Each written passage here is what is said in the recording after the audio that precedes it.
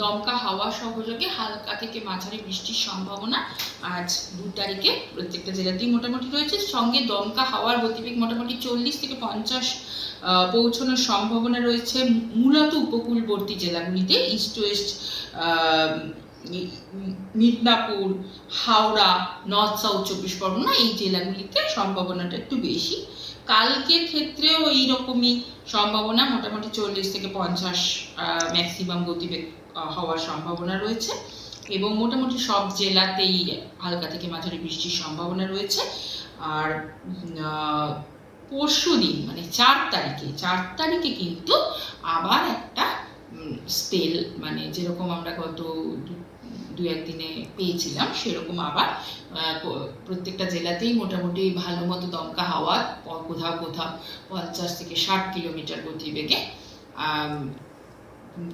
দমকা হওয়ার সম্ভাবনা সহযোগে, বজ্রপাত সহযোগে হালকা থেকে মাঝারি বৃষ্টির সম্ভাবনা পুরো দক্ষিণবঙ্গ জুড়ে থাকছে এবং সেটা একটু কমে আসবে 5 তারিখে গিয়ে। কিন্তু 5 তারিখেও মোটামুটি ভাবে কয়েকটি জেলা, মূলত পশ্চিম এবং উপকূলবর্তী জেলাগুলিতে এই সম্ভাবনা থাকছে। দমকা হাওয়াটা বেশ মানে গতিবেগটা বেশ বেশি থেকেই যাবে এবং সেই সঙ্গে একটা সারা দক্ষিণবঙ্গ জুড়ে একটা বৃষ্টির সম্ভাবনা থেকে যাচ্ছে। আবার 6 তারিখ থেকে বৃষ্টির এই দমকা হাওয়া, বৃষ্টি এগুলো আবার একটু করে কমে আসবার সম্ভাবনা এবং মোটামুটি তাও 6 তারিখেও মোটামুটি ফেয়ারলি ওয়াইড স্প্রেড বৃষ্টি হওয়ার সম্ভাবনা থেকে যাচ্ছে, সঙ্গে 40 থেকে 50 কিলোমিটার গতিবেগে হওয়ার সম্ভাবনাও থাকছে। এবং 7 এবং 8 তারিখে কোনো ওয়ার্নিং দেওয়া হয়নি, কিন্তু বৃষ্টি হালকা থেকে মাঝারি বৃষ্টির সম্ভাবনা প্রত্যেকটা জেলাতেই থেকে যাচ্ছে।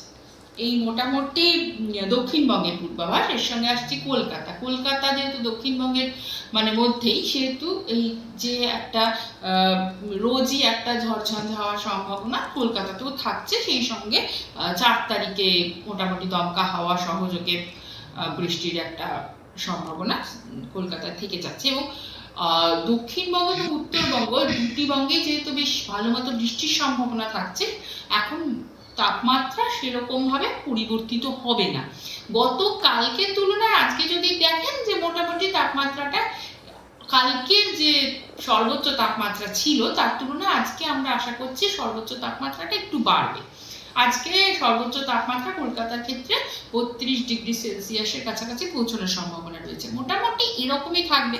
আবার ধরুন 4 তারিখে যেহেতু একটু ঝড়ঝঞ্ঝাটা বেশি হওয়ার সম্ভাবনা, সেহেতু ওই দিন বা ওর পরের দিন একটু টেম্পারেচারটা কমবে, কিন্তু খুব একটা হেট্রেট হবে না। মোটামুটি যা তাপমাত্রা 1-2 ডিগ্রি এদিক ওদিক হওয়াটাকে আমরা বলি যে সেরকম কোনো পরিবর্তন নেই। তো সেই রকমই মোটামুটি এখন আপাতত দুই বঙ্গেই তাপমাত্রা মোটামুটি একই রকম থাকবে। আর যেহেতু এই যে 4 তারিখ এবং 5 তারিখে বেশ বৃষ্টির দমকা হাওয়ার সহযোগী বৃষ্টির সম্ভাবনা এবং আর ঝড়ঝঞ্ঝা এবং 40 থেকে 50 কিলোমিটার গতিবেগ আজকে কালকেও রয়েছে, এর জন্য আমরা মৎস্যজীবীদের জন্য সতর্কতা বার্তা জারি করেছি এই এবং 5 তারিখ অবধি। তো সেই ওয়েস্ট বেঙ্গল এবং নর্থ উড়িষ্যা কোস্টে মৎস্যজীবীদেরকে যাওয়ার জন্য নিষেধাজ্ঞা করা হচ্ছে। বৃষ্টির সম্ভাবনা মূলত হিমালয় এবং হিমালয় সংলগ্ন যে 5টি জেলা সেখানে। এর সঙ্গে মানে রোজই থাকছে না একই জেলাগুলিতে, আমি বলে দিচ্ছি। 1 তারিখে মোটামুটি, 2 তারিখে মোটামুটিভাবে সবকটি জেলাতেই সম্ভাবনা। আর 3 তারিখে রয়েছে দার্জিলিং, কালিম্পং ও জলপাইগুড়ি জেলাতে এবং 4 তারিখে রয়েছে দার্জিলিং ও জলপাইগুড়ি ও আলিপুরদুয়ার জেলাতে সম্ভাবনা রয়েছে। এর সঙ্গে উত্তরবঙ্গ এবং দক্ষিণবঙ্গ দুটোতেই দমকা হাওয়া ও বজ্রপাত সহ হালকা থেকে মাঝারি বৃষ্টির সম্ভাবনা প্রতিটি জেলাতেই থাকছে। সেগুলি এবার আমি ধীরে ধীরে বলছি। প্রথমে উত্তরবঙ্গটা বলে নিচ্ছি।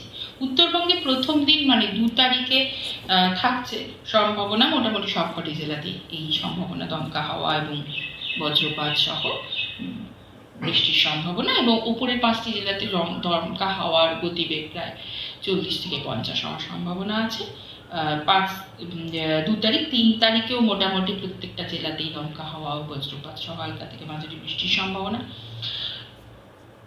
4 তারিখেও দমকা হাওয়ার পরিমাণ 50 থেকে 60 পৌঁছানোর সম্ভাবনা মালদা জেলাতে এবং বাকি সবকটি জেলাতেও 40 থেকে 50 বা 30 থেকে 40 কিলোমিটার গতিবেগে দমকা হাওয়া সহযোগে বজ্রপাত সহ বৃষ্টির সম্ভাবনা থাকছে।